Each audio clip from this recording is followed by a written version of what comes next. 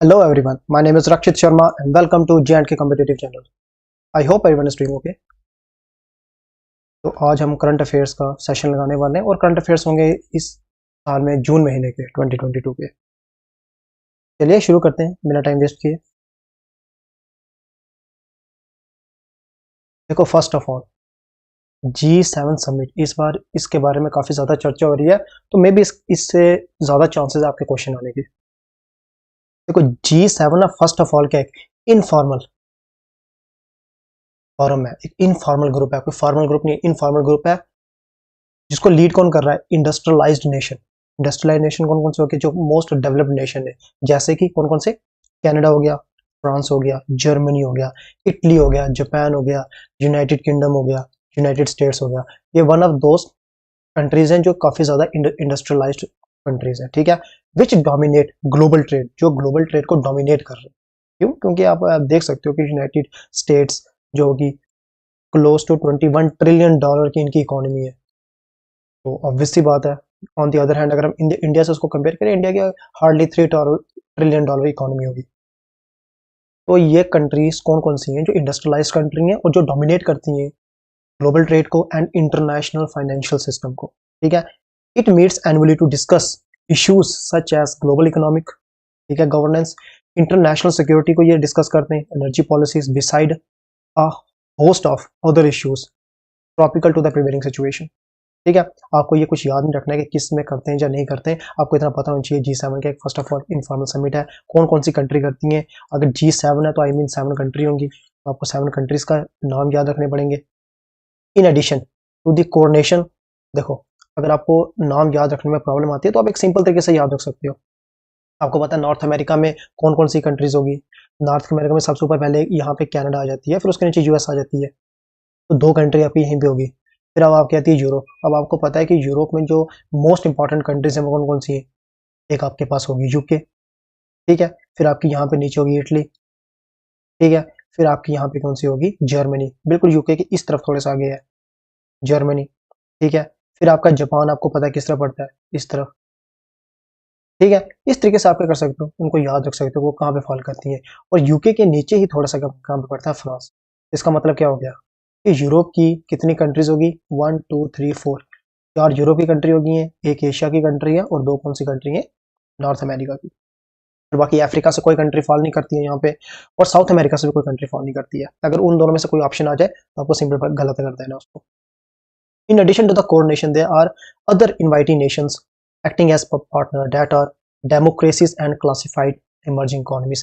इनमें से वो क्या करते रहते हैं, कभी कभी कुछ ऐसी इकोनॉमीज हैं जो इमर्ज हो रही है, ठीक है, जिनकी पेस काफी अच्छी है, जिनकी क्या बोल सकते हैं आप उसको, फास्ट ग्रोइंग नेशंस, ठीक है। जैसे इंडिया क्या 7% की स्पीड में क्या कर रहा है, ग्रो कर रहा है, तो आप उनको क्या कर सकते हो कि फार जो वो इकोनॉमीज जो काफी जल्दी क्या कर रही हैं, ग्रो कर रही हैं, उनको भी साथ साथ वो कभी कभी कर देते हैं, इन्वाइट कर देते हैं एज अ गेस्ट।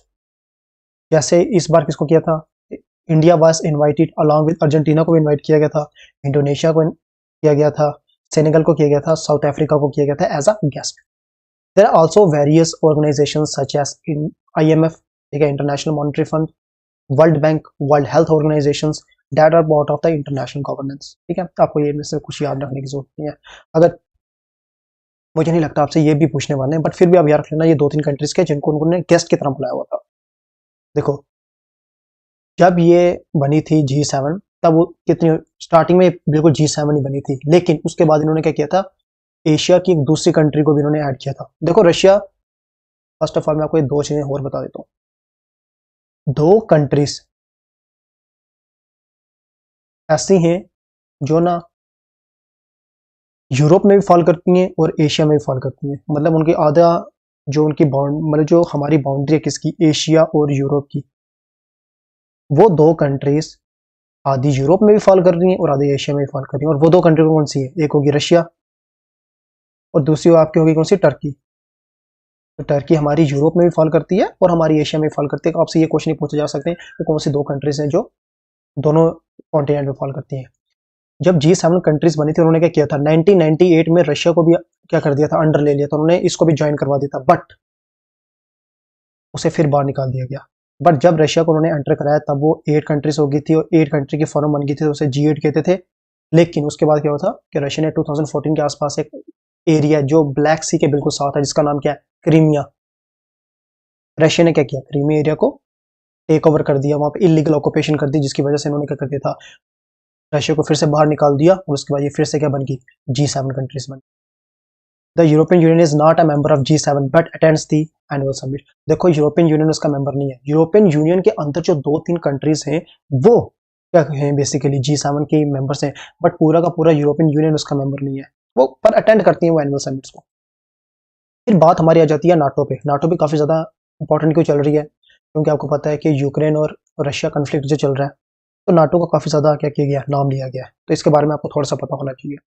देखो NATO was formed in 1949 with the aim of acting as a deterrent to the threat of Soviet expansion in Europe after the world war second. देखो वर्ल्ड वार जब second हुआ था तब क्या हुआ था, NATO की फॉर्मेशन की गई थी, जैसे वर्ल्ड वार सेकंड खत्म हुआ था। क्यों, क्योंकि आपको पता ही होगा कि 1945 तक जो मेन बड़ी बड़ी पावर्स थी वो कौन सी थी, यूके थी, फ्रांस थी, इटली होगी, जापान होगी, ये सब क्या थी, बड़ी बड़ी कंट्रीज जो मेन पावर्स थी। But after world war second world war first के बाद क्या हो गया, सेकंड के बाद क्या हो गया था कि सिर्फ 2 कंट्रीज थी जिनके पास मेन पावर रह गई थी, बाकी सबकी पावर बिल्कुल आप मान सकते हो कि खत्म हो गई थी उनके मुकाबले। और वो 2 कंट्रीज कौन सी इमर्ज होकर आई थी, एक थी हमारी कौन सी, यूएसए, और एक थी हमारी USSR.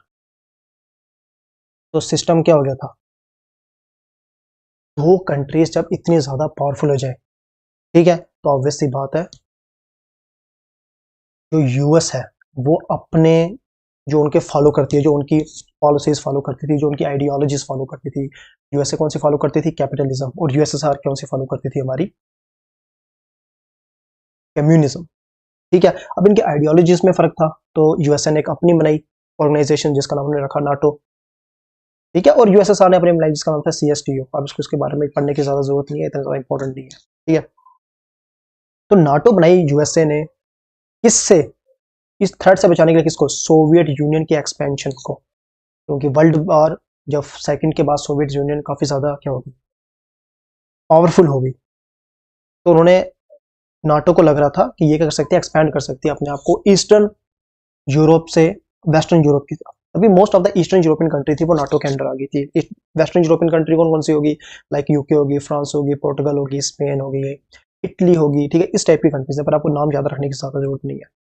Proposes the organizations act as the collective security alliance with the aim to providing mutual defense through military and political means if the member state is threatened by external country।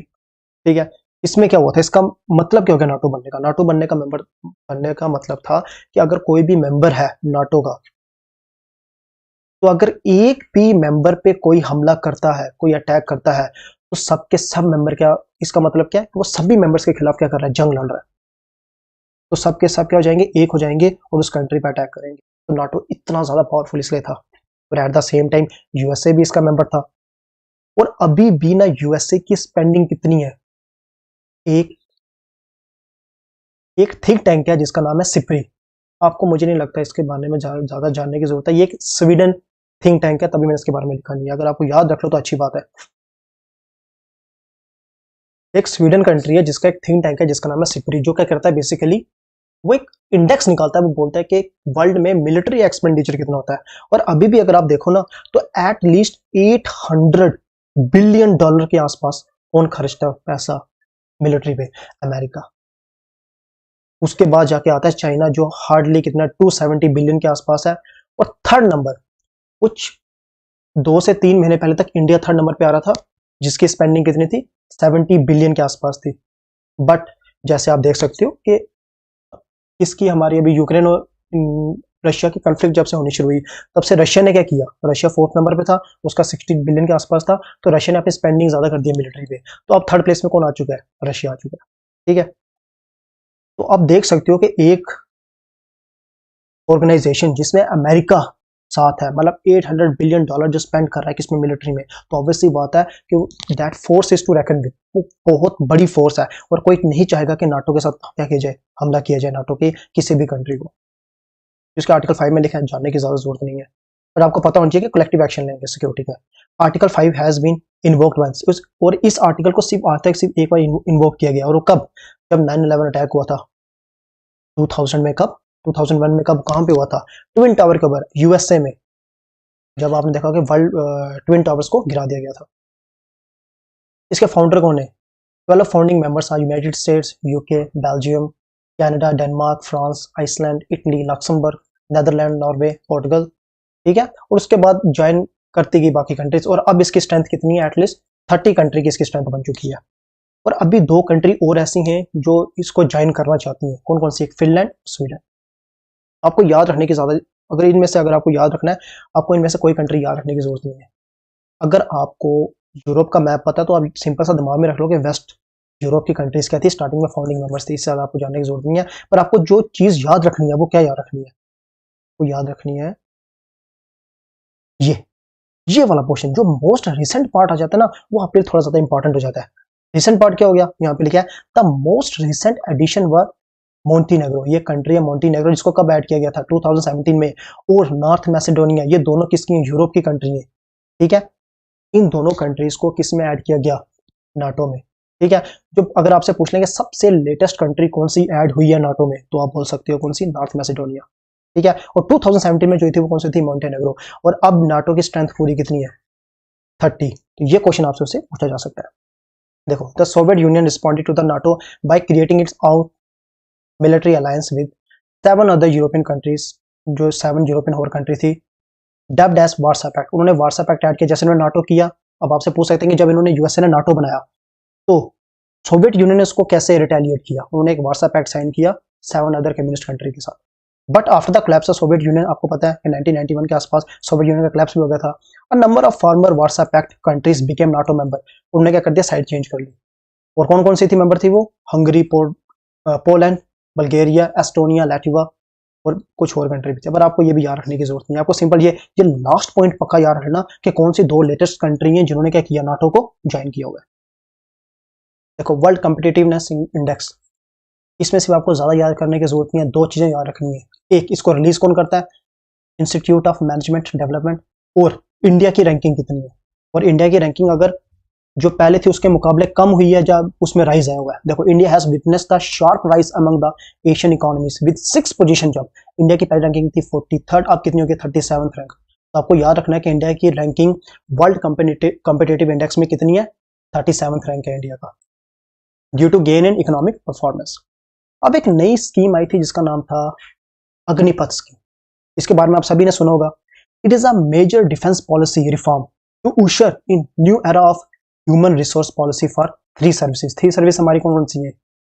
Military होगी हमारी, एक air force होगी, और एक होगी हमारी navy. इन तीनों में हमने क्या कर रहा है? उनको ह्यूमन रिसोर्स हम प्रोवाइड करेंगे through Agnipath. The idea of short term recruitment, देखो ये लॉन्ग टर्म रिक्रूटमेंट नहीं है, ये शॉर्ट टर्म रिक्रूटमेंट है। इसके सामने काफी ज्यादा बात चली है, तो मुझे लगता है कि आपको इसका सबका पता ही होगा, सबको इसके बारे में। रिक्रूटमेंट मॉडल और tour of duty was first mooted around 2 years back for the selection of officers and jawans for limited number of the vacancies। ठीक है, और यूथ कितने से कितने एज के इसमें अप्लाई कर सकते हैं? 17.5 ईयर्स से लेकर 23 की एज ग्रुप तक। Selected under this scheme will be known as Agniveers who will enrol for the period of 4 years. देखो, कितने साल के लिए? 4 साल के लिए उनको जॉब करने का मौका मिलेगा। किसमें? आर्मी के अंडर। They will form a distinct rank in the armed force and different from other existing ranks. ठीक है, upon the completion of 4 years, जैसे ही 4 साल कंप्लीट हो जाएंगे, Agniveer will offered an opportunity to apply for permanent enrolment. ठीक है, in the arm force, वो उनको अपॉर्चुनिटी कुछ वो कंटिन्यू करने के लिए भी। ठीक है, अब अगर आपने 100 मेंबर इंसान उठाए हुए किसके? अग्निपथ के अंदर, उन्होंने क्या, आपने क्या मिला उनको? 4 साल देश की सेवा करने का मौका मिला आपको। अब आप क्या कर सकते हो? 4 साल कंप्लीट करने के बाद आप फर्दर अप्लाई भी कर सकते हो, बोल सकते हो कि हम टेम्परेरी की जगह परमानेंट सर्व करना चाहते हैं। बट इन 100 में से सिर्फ 25% को किया जाएगा। सपोज के 100 के 100 बंदे ने फॉर्म लगाया कि हम परमानेंट जॉब चाहते हैं, तो सिर्फ 25 को मिलेगा। और वो 25 किस चीज़ पर डिपेंड करेगा? आपकी कॉम्पिटेंस में, आपकी परफॉर्मेंस में, कि आपने लास्ट 4 सालों में परफॉर्मेंस क्या दी है, उस बेसिस में चेक करेंगे। Up to 25% of each specific batch will be enrolled in regular cadre based on the objective criteria including performance during their 4-year engagement period। ठीक है, फिर बात आती है हमारी अग्नि 4 मिसाइल की, ठीक है। A successful testing launch of अग्नि 4 वाज कैरिड आउट, ठीक है। और अग्नि 4 क्या, intermediate range ballistic missile. Intermediate range कौन सी होगी, जो आप मोर देन किस रेंज तक, 4000 किलोमीटर की रेंज तक क्या कर सके, वो मूव कर सके, वो जा सके। और इसको डेवलप किसने किया, आपको ये याद रखना है, ये अग्नि 4 मिसाइल को डेवलप किसने किया, डीआरडीओ ने, ठीक है, डिफेंस रिसर्च ऑर्गेनाइजेशन ने किया हुआ है। इट कैन कैरी, देखो कितना कैरी कर सकती है वो, 1000 kg का पेलोड क्या कर सकती है, वो कैरी कर सकती है। और कितने हाई एल्टीट्यूड तक जा सकती है वो, 900 किलोमीटर तक। और ये एक क्या है, ये एक बैलिस्टिक मिसाइल है। आपको क्रूज और बैलिस्टिक मिसाइल का डिफरेंस पता होना चाहिए। देखो, एक होता है क्रूज मिसाइल और एक होता है बैलिस्टिक मिसाइल। क्रूज मिसाइल में क्या होता है, क्रूज मिसाइल होता है कि आप क्या करते हो, आपने कोई एक लॉन्च किया मिसाइल, जिसमें क्या होता है, जब तक वो टारगेट तक पहुंचता है उसको प्रोपेलेंट के लिए, प्रोपल्शन के लिए क्या होता है, एनर्जी प्रोवाइड करता जाता है, ठीक है। जैसे आप मान सकते हो कि आप क्या करते हो, एक्सेलेरेटर दे रहे हो, एट द एंड तक, जर्नी तक आप क्या करते हो, उसको एक्सेलरेट करते रह रहे हो, तब जाके क्या हो रहा है, वो चल रही है। और जब तक आप उसको एक्सेलरेट कर रहे हो तो इसका मतलब क्या है कि उसको हाई एल्टीट्यूड में ले जाने की जरूरत नहीं है। आप उसको as a plane, as a, इस तरीके से मान के चलो कि एक तरीके का प्लेन है जिसको आप एक्सेलरेट करते जा रहे हो, और उसको ज्यादा हाइट में जाने की जरूरत नहीं है। इसकी प्रिसीजन बहुत अच्छी होती है, क्यों, क्योंकि अगर आप इसको लास्ट टाइम तक प्रोपेल कर रहे हो तो ये आपके हिसाब से क्या करेगा, ये निशाना लगाएगा उसमें। लेकिन इसकी स्पीड ज्यादा नहीं होती है, मान सकते हो कि आप इसकी कितनी होती है, 1000 किलोमीटर पर आवर, ठीक है। अब आपको लगेगा कि 1000 किलोमीटर पर आवर तो बहुत ज्यादा स्पीड होती है, बट अगर मिसाइल के केस में इतनी ज्यादा नहीं होती है, क्योंकि इसको डिटेक्ट किया जा सकता है, ठीक है। क्रूज क्या होगी, जिसको लास्ट टाइम तक प्रोपेल किया जाता है, जिसकी स्पीड 1000 किलोमीटर पर आवर तक होती है, और जिसको कम ज्यादा एल्टीट्यूड में जाने की जरूरत नहीं पड़ती है, वो नीचे कम एल्टीट्यूड में भी काम चला देता है। बट जो बैलिस्टिक मिसाइल होती है, बैलिस्टिक मिसाइल बहुत ज्यादा हाइट तक जाती है। देखो क्या लिखा हुआ है, एज हाई एज 900 किलोमीटर, तो इसका मतलब है कि 700, 800, 900 किलोमीटर तक ऊपर हाई एल्टीट्यूड में वो जा सकती है, उसको फर्क नहीं पड़ता है। एट द सेम टाइम इसकी जो स्पीड है ना, वो कितनी है, 25,000 किलोमीटर पर आवर के हिसाब से। तो आप देख सकते हो कि इसकी कितनी ज्यादा स्पीड है, तो इसको इंटरसेप्ट करना बहुत ज्यादा मुश्किल हो जाता है। जैसे क्रूज मैंने क्या किया, ये मैं लैंड मान के चलता हूँ, अगर मैंने यहां से लॉन्च किया क्रूज को, तो क्रूज ऐसे जाएगी, ऐसे जाके अटैक कर देगी। बट जो बैलिस्टिक मिसाइल है, बैलिस्टिक मिसाइल कैसे करती है, बैलिस्टिक मिसाइल को अगर मैंने यहां से लॉन्च किया तो क्या होगा, बैलिस्टिक मिसाइल पहले एक कर्व पाथ बनाएगी, एक पैराबोला टाइप बनाएगी। हम उसे यहां से लॉन्च करेंगे, वो पहले ऐसे ऊपर जाएगी और फिर ऐसे आके नीचे क्या करेगी, अटैक करेगी। तो ये किसकी हेल्प भी लेती है, पहले ऊपर तक जाने तक उसको प्रोपल्शन मिलेगा, और यहाँ पे आने पे क्या मिलेगा उसको, ग्रेविटी की हेल्प मिलेगी, जिस ग्रेविटी की वजह से उसकी top speed at least 25,000 up to 25,000 kilometre per hour तक जा सकती है। इसका प्रिसीजन क्रूज मिसाइल से उतना ज्यादा नहीं होता, क्योंकि आपको पता है कि ये हम ग्रेविटी की भी हेल्प ले रहे हैं, तो इसका प्रिसीजन उतना बेस्ट नहीं होगा। अगर इसका हम मान लेते हैं कि ये अप टू 10 मीटर तक के प्रिसीजन से अटैक करेगी, तो हम इसे मानते हैं कि 100 या 200 मीटर के आसपास प्रिसीजन से क्या करेगी, अटैक करेगी। लेकिन इसकी अब स्पीड बहुत ज्यादा है, ठीक है, पैराबोला की स्पीड से नीचे गया। अब देखो, अग्नि फर्स्ट जब आई थी वो कि उसकी रेंज क्या थी, 1000 किलोमीटर, अग्नि 2 आई थी उसकी 2000, अग्नि 3 आई थी उसकी 2500 के आसपास थी, अग्नि 4 की 4000, और ये अग्नि 5 जो आई है उसकी 5000 से 8000 के बीच है। ऑपरेशन संकल्प, एक ऑपरेशन संकल्प आया था। अब आपको अगर पूछ लें कि ऑपरेशन संकल्प किसके लिए है, ज्यादा याद रखने की जरूरत नहीं है, छोटी सी बात यार हो क्या, तो ये वैसे इसका 3rd ईयर ऑपरेशन है, कोई जरूरत नहीं याद रखने की। In the backdrop of deteriorating security situation in the Gulf region, आपको ये याद रखना है कि गल्फ रीजन में जो सिक्योरिटी जो डिटेरिएट होती जाती है, इंडियन नेवी ने, आर्मी नहीं, इंडियन नेवी कर रही है ये operation Sankalp, had commenced maritime security operation code name operation Sankalp in the Gulf region of, Gulf region में 2019 में स्टार्ट किया था। ऑपरेशन संकल्प के आपको याद क्या रखना है, एक इंडियन नेवी ने लॉन्च किया है, ना कि इंडियन आर्मी ने लॉन्च किया है। दूसरा, कहां पे सिक्योरिटी प्रोवाइड करना है, गल्फ रीजन में, ठीक है। Objective is to ensure the safe passage of Indian flag vessel, जो भी इंडियन वेसल्स वहां से आते हैं उनको सेफ क्या करना है, अपने पैसेज करवाना है। अब आप पूछोगे कि वहां पे इंडियन वेसल्स करने के जा रहे हैं, अब आपको पता होना चाहिए, अगर ये हमारा इंडिया, यहाँ पे आपको पता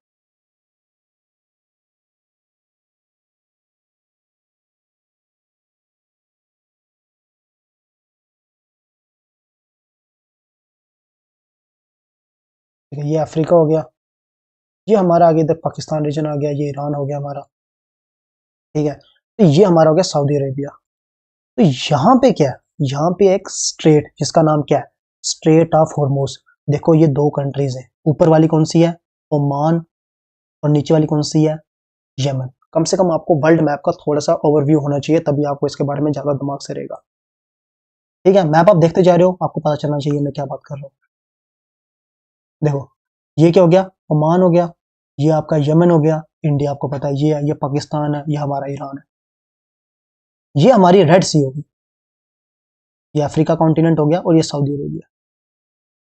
अब देखो इंडिया की जो ऑयल रिक्वायरमेंट है, क्रूड ऑयल रिक्वायरमेंट है, हम इंडिया कहाँ से पूरी करते हैं, हम सऊदी अरेबिया से भी लेते हैं, और यहाँ पे कंट्री है जिसका नाम है इराक, उससे भी हम करते हैं। ये कौन सा है, स्टेट ऑफ हार्मूज। स्ट्रेट क्या होता है, स्ट्रेट बेसिकली होता है कि अगर ये हमारे पास दो लैंड मास है, ऐसे लैंड मास है, इन दो लैंड मास को जो बीच का एरिया, पानी वाला एरिया ना अलग कर रहा है ना, इस छोटे से रीजन को हम क्या कहते हैं, स्ट्रेट, जो कि दो लैंड मास को क्या कर रहा है, अलग कर रहा है, और दो वाटर बॉडीज को कनेक्ट कर रहा है। देखो ये पर्शियन गल्फ हो गया, और ये हमारा क्या हो गया, अरेबियन सी। अरेबियन सी को पर्शियन गल्फ से क्या कर रहा है, कनेक्ट कौन कर रहा है, हमारा स्ट्रेट ऑफ हार्मूज कनेक्ट कर रहा है। ठीक है, अब स्ट्रेट ऑफ हार्मूज में हमने चलाया क्या, स्ट्रेट ऑफ हार्मूज में हमने चलाया क्या, हमारा ऑपरेशन संकल्प, जहां पे हमारी इंडियन नेवी क्या करती है, प्रोवाइड करती है सिक्योरिटी टू इंडियन वेसल्स। क्यों, क्योंकि ईरान से हमारा, इराक, ईरान, सऊदी अरेबिया, इस रीजन से हमारे क्या आ रहे हैं, क्रूड ऑयल बाहर से आ रहा है, क्योंकि India depend on about 85% of demand for oil in on imports. हम बाहर से 85% ऑफ ऑयल हमारा क्या करते हैं, हम बाहर से इंपोर्ट करते हैं, and around 60% of oil import came from Gulf region. इस गल्फ रीजन से ना क्या होता है, हमारा इंडिया का जो हमारी रिक्वायरमेंट है, 100% में से हम इंडिया घर में कितना प्रोड्यूस करते हैं, सिर्फ 15%। ठीक है, और 85% हमारा इंपोर्ट होता है, और इस 85% में से भी 60% कहां से आता है, इन गल्फ रीजन से। तो ऑब्वियसली बात है, हमें यहाँ पे सिक्योरिटी प्रोवाइड करनी पड़ेगी।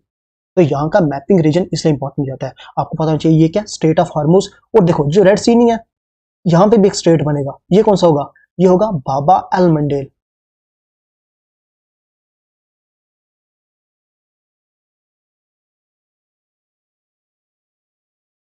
ठीक है, ये हो गया आपका बाबा मंडेल। बाबा मंडेल क्या कर रहा है, अरेबियन सी को कनेक्ट कर रहा है रेड सी के साथ। और यहाँ पे एक छोटा सा एक और कैनाल है जिसका नाम क्या है, काफी ज्यादा इंपॉर्टेंट भी है, स्विस कैनाल। जो फेमस स्विस कैनाल जिसके बारे में हम पढ़ते हैं, वो कहाँ पर है, यहाँ पे। तो यहाँ से हमारी स्टार्ट हो जाती है क्या, मेडिटेरेनियन सी। इसका मतलब क्या हो गया, रेड सी को कनेक्ट करता है मेडिटेरेनियन सी के साथ क्या, हमारा स्विस कैनाल। रेड सी को अरेबियन सी के साथ कनेक्ट करता है हमारा बाबा मंडेल। अरेबियन सी को कनेक्ट करता है पर्शियन गल्फ के साथ क्या, स्टेट ऑफ हार्मूज। ये आपका क्या हो गया, मैपिंग पोर्शन साथ हो रहा है आपका। ऑपरेशन संकल्प समझ आ गया, हम क्या करें, इंडियन नेवी प्रोवाइड कर रही है सिक्योरिटी को। तो हम आगे चलते हैं।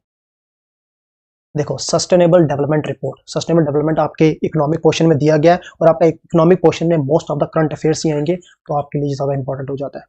Recently sustainable development solution network, आप पहले आप याद रख लो कि जो सस्टेनेबल डेवलपमेंट रिपोर्ट है वो उसको पब्लिश कौन करता है, सस्टेनेबल डेवलपमेंट सोल्यूशन नेटवर्क।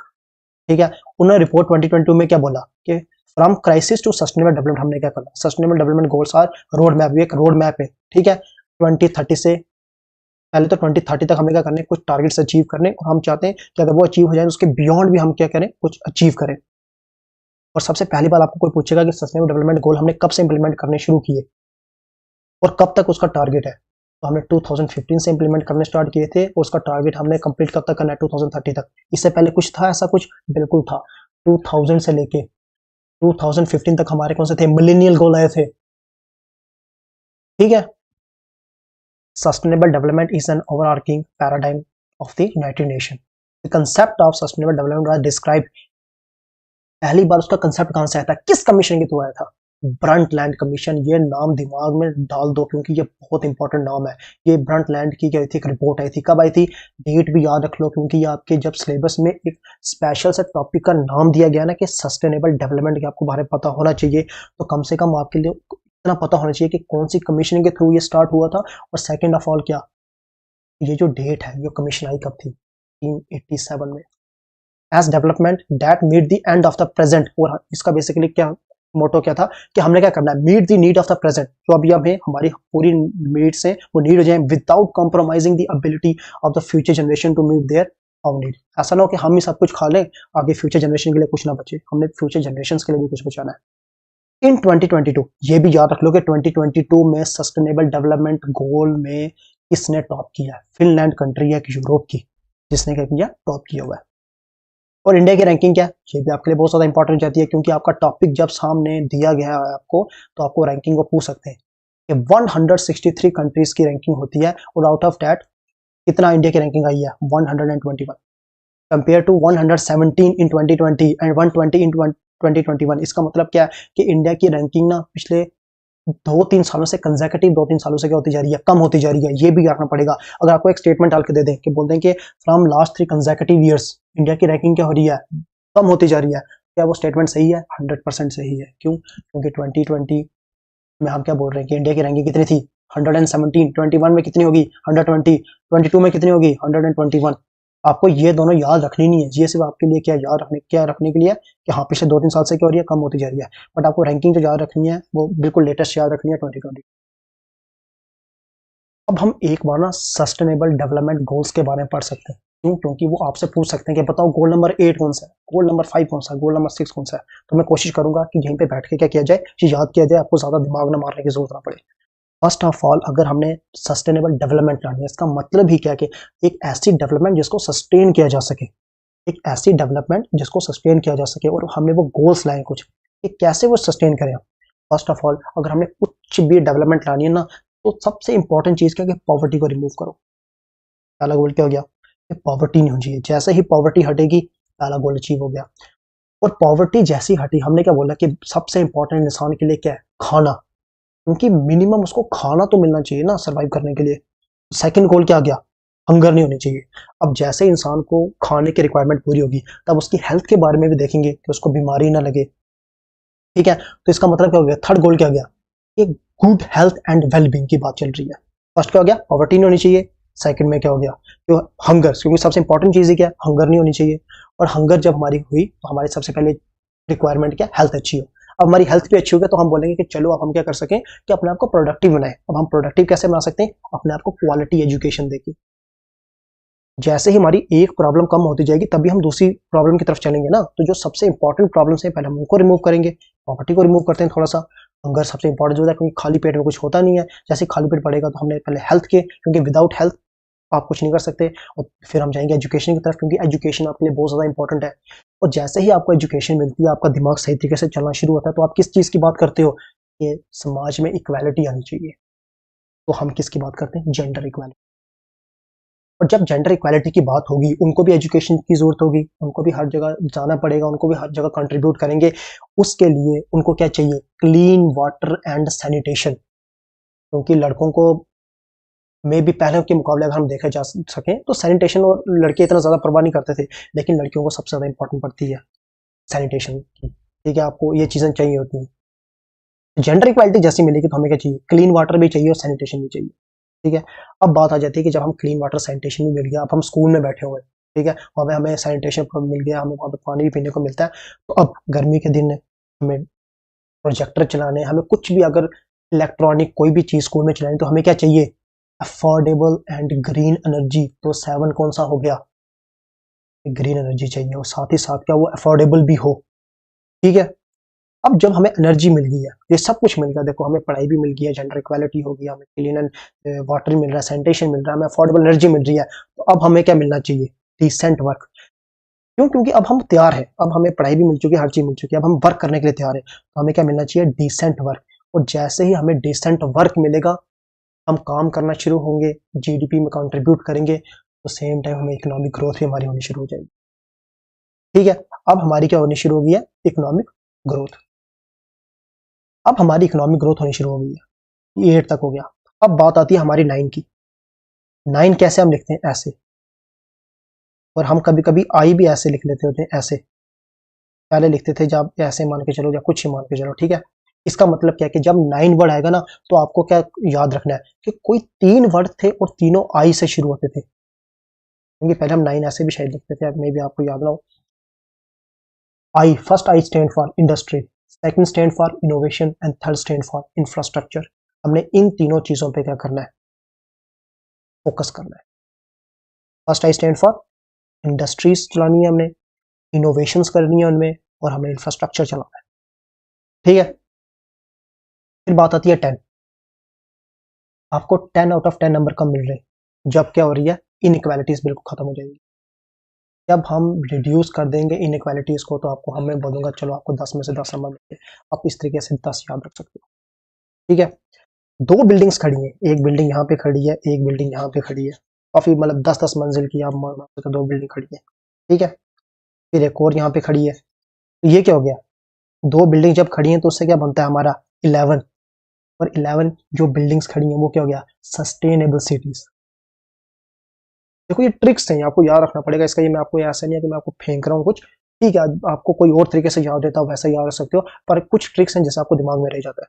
ठीक है, यहाँ तक आप बिल्कुल कंसेप्ट लगा के आ सकते हो कि पहले आपको क्या चाहिए, पॉवर्टी रिमूव करनी है, हंगर नहीं होनी चाहिए, फिर आपको गुड हेल्थ चाहिए, फिर एजुकेशन चाहिए, आपको जेंडर इक्वालिटी चाहिए, क्लीन वाटर एंड सैनिटेशन चाहिए, अफोर्डेबल एनर्जी चाहिए, 8 में आपको फिर डिसेंट वर्क चाहिए। अब यहाँ से का स्टार्ट हो जाता है, आपको ट्रिक्स लानी शुरू कर देंगी। आई में क्या हो गया, 3 आई आपको चाहिए, इनोवेशन, इंडस्ट्री, इंफ्रास्ट्रक्चर।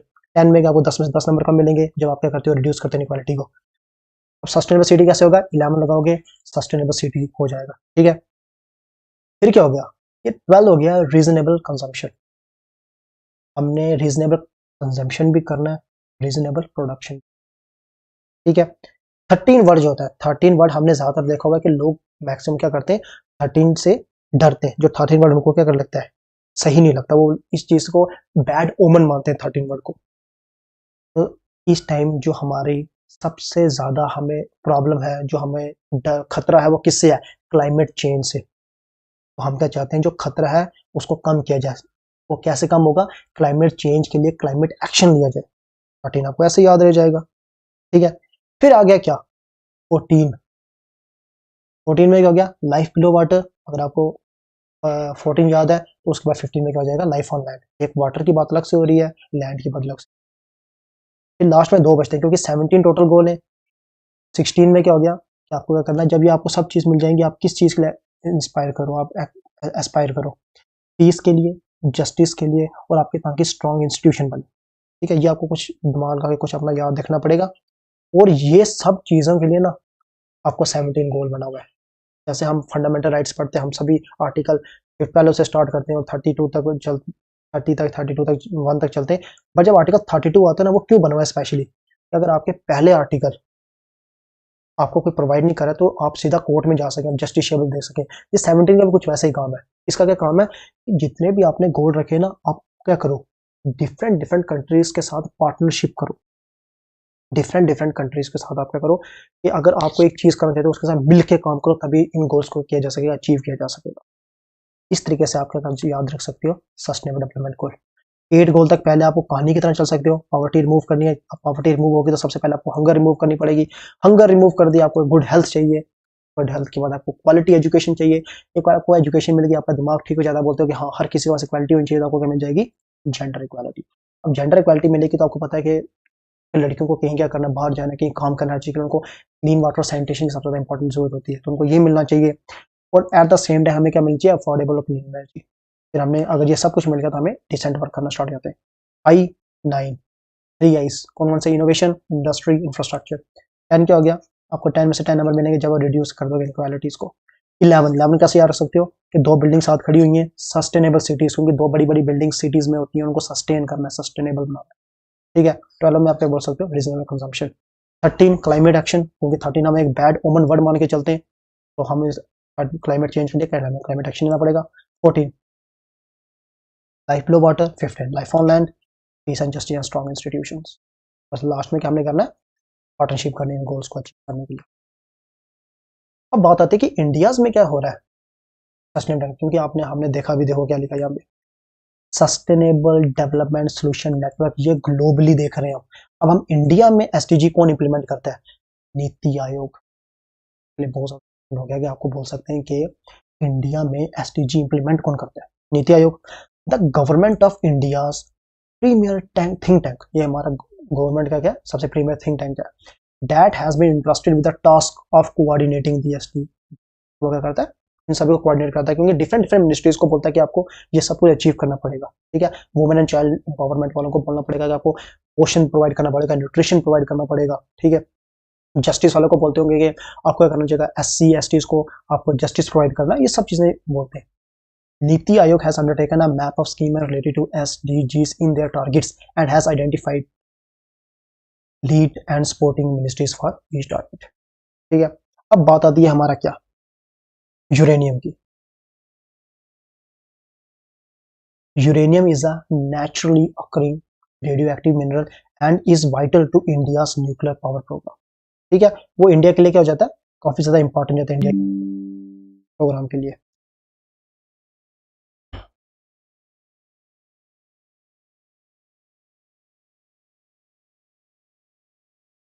देखो यूरेनियम जो है ना, हमारे दिमाग में क्या रहता है कि यूरेनियम एक बहुत ही रेयर एलिमेंट है अर्थ में, पर यूरेनियम ना इतना ज्यादा रेयर भी नहीं है। क्यों? क्योंकि इट अकर्स इन 2.8 पार्ट्स पर million in the earth crust. तो आपको लग रहा होगा कि हम 2.8 मिलियन पार्ट लेते हैं और अर्थ में वो सिर्फ एक पार्ट आता है, तो ये तो काफी ज्यादा क्या हो गया, स्केयर हो गया। Which occur in fairly large quantities in geological settings. अभी हम आगे हम कंपैरिजन करेंगे तो आपको पता चल जाएगा कि यूरेनियम इतना ज्यादा है या नहीं। कैसे? It is more abundant than gold, silver और मर्क्यूरी। आपने गोल्ड देखा ही होगा कि कितना ज्यादा गोल्ड है हमारे पास। ठीक है, टन्स एंड टन्स में गोल्ड है, सिल्वर टन्स एंड टन्स में। तो इसका मतलब क्या है कि यूरेनियम इन सबसे भी ज्यादा। अगर आपको स्टेटमेंट आती है कि अर्थ की सरफेस में गोल्ड ज्यादा है एज कम्पेयर टू यूरेनियम, तो बिल्कुल सही स्टेटमेंट है। ठीक है, आपको ये मत सोच लेना कि हम गोल्ड इतना ज्यादा देख पा रहे हैं तो गोल्ड कम होगा। About as same as tin, and आपको पता है टिन उससे भी ज्यादा होता है, इसलिए कम से कम टिन के आसपास भी है। अबंडेंट कोबाल्ट, निकल, इसको याद रखने की जरूरत है, बस आपको ये रेफरेंस देने के लिए था क्या कि इतना ज्यादा यूरेनियम है। Vast amount of uranium also occur in the world oceans. World ocean में भी काफी ज्यादा पाया जाता है, पर वहां पर उसकी कंसेंट्रेशन इतनी ज्यादा कम है कि इतना ज्यादा प्रोडक्टिव नहीं है उसको वहां से एक्सट्रैक्ट करना। अब वर्ल्ड में सबसे ज्यादा रिजर्व किसके पास है? एक कजाकिस्तान। कजाकिस्तान एक एशियन कंट्री है, सेंट्रल एशियन कंट्री है to be precise, as the world largest uranium reserve and also the largest producers. ठीक है, वो लार्जेस्ट प्रोड्यूसर भी हैं और उनमें से इतने ज्यादा रिजर्व्स भी हैं। 45% ऑफ द वर्ल्ड सप्लाई। ठीक है, कितना प्रोवाइड करते हैं वो, जितना भी यूरेनियम है 45% of the uranium comes from Kazakhstan. ठीक है, उसके बाद कौन सी दो कंट्रीज हैं जिसके पास ज्यादा रिजर्व्स हैं? नमीबिया, अफ्रीकन कंट्री है, कनाडा नॉर्थ अमेरिकन कंट्री है। इन तीन कंट्रीज के बाद मोस्ट ऑफ द रिजर्व्स है। ठीक है, इंपोर्ट ऑफ यूरेनियम, इंडिया कितना इंपोर्ट करती है? 76,000 tonne of uranium in last 3 year India ने क्या किया, इंपोर्ट किया है कजाकिस्तान और कनाडा से। एक और चीज याद रखना कि इंडिया की कौन सी ऐसी स्टेट है जिसमें सबसे ज्यादा रिजर्व है किसके, यूरेनियम के? आंसर क्या है? आंध्र प्रदेश। ठीक है, ये भी याद रखना, ये आपसे क्वेश्चन पूछ सकते हैं। देखो माइग्रेशन एक आपका टॉपिक है, तो इसके बारे में आपको पता होना चाहिए क्योंकि आपके सिलेबस में स्पेसिफिकली लिखा गया माइग्रेशन। तो माइग्रेशन रिपोर्ट इंडिया जो 2021 में आई है उसके बारे में क्या बात करते हैं। The report, first of all आपको याद रखना पड़ेगा रिपोर्ट रिलीज कौन करता है। ये बहुत इंपॉर्टेंट टॉपिक है क्योंकि जो चीज अगर आपके सिलेबस में वर्ड बाय वर्ड लिखी है ना, वो आपके लिए बहुत ज्यादा इंपॉर्टेंट हो जाता है। वेग चीजों में ज्यादा दिमाग मत डालें, कम से कम उन टॉपिक्स को पक्का पढ़ लें जो आपको पूरा सिलेबस दिया गया है, उन टॉपिक्स में क्या लिखा हुआ है। फर्स्ट ऑफ ऑल इस रिपोर्ट को पब्लिश कौन करता है? Release by ministry of statistics and programme implementation. ठीक है, is based on first time collection of data, additional data during the annual round of periodic labour force survey. इसके बारे में मैंने लास्ट अपनी करंट अफेयर्स के बारे में पढ़ाया था, पीरियोडिक लेबर फोर्स सर्वे। वहाँ पे आप अगर आपने वो क्लास नहीं लगाई तो आप जरूर लगा दें। और जुलाई 2020-21 ऑन माइग्रेशन एक्सपेक्ट्स। अब हम देखते हैं उन्होंने निकाला क्या, उन्होंने क्या चीज देखी है वहां पे।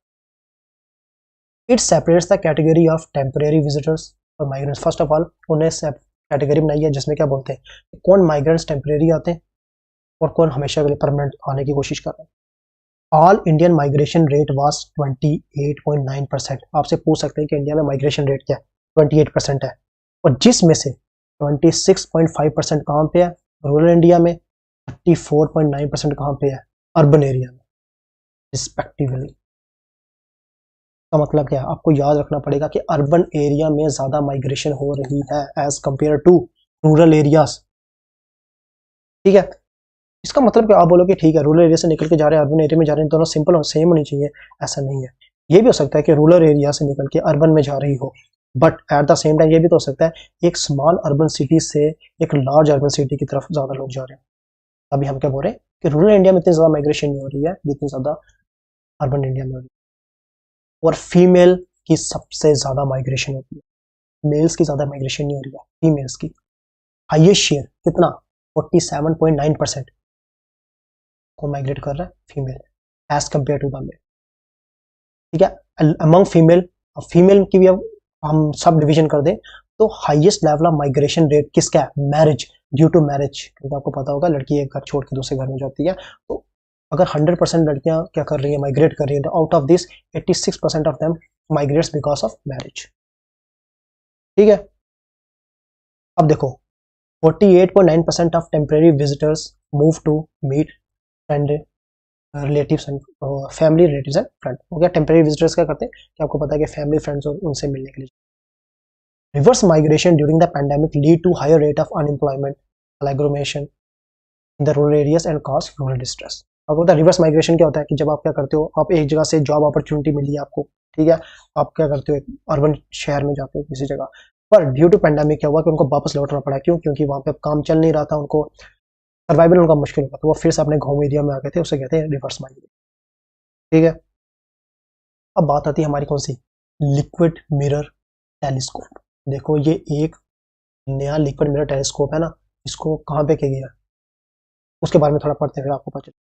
देखो liquid mirror telescope, India's first and Asia's largest liquid mirror telescope कहाँ पे रखा गया है, commission and Devasthal observatory.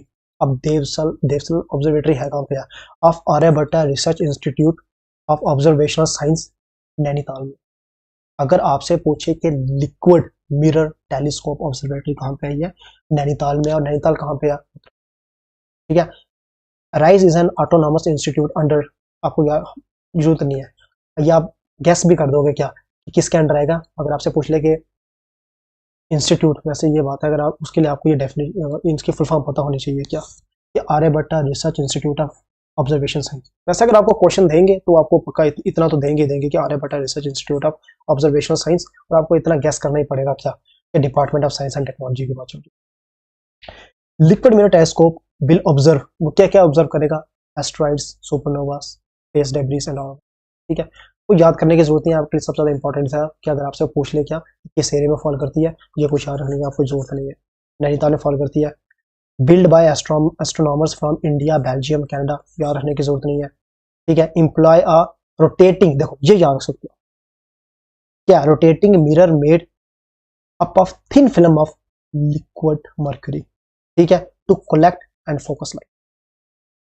LMT having a primary mirror that is liquid cannot be turned and pointed in any directions and watches the sky as the earth rotates। अब देखो ये खुद rotate नहीं करता, ये एक जगह अपनी जगह स्थिर है।